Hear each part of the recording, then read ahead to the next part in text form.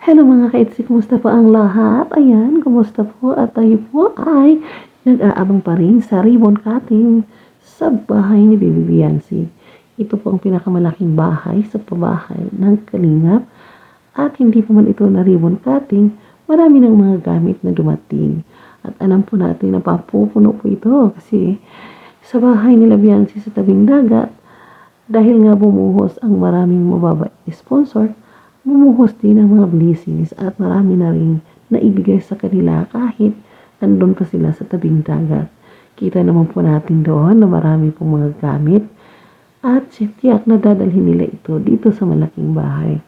Ang hinihintay na lang po talaga dito para magka-ribbon cutting at nang makalipat sila ay ang ilaw na lang po. At syempre excited po tayo kasi marami tayong nag-aabang sa pinakamalaking blessings na dumating sa buhay ni Biancy.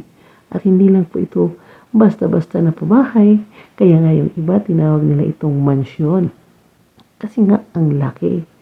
At talagang ang mga sponsor ay hindi nila pinabayaan si Bibi Biancy. Ito talaga yung pinaka sa lahat. At alam ko na pag mag-ribbon cutting ay meron na namang pasorpresa ang mga blessings pa. At talaga namang pinaghandaan nila ito. Ilaw na lang po ang kulang para magka-ribbon cutting at makalipat na po ang pamilya ni Bibi Biancy dito.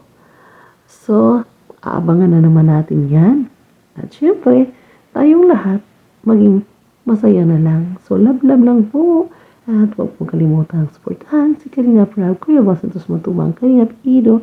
At syempre po ang inyong lingkod ay nakikiusap din po na sana'y isubscribe niyo po ako.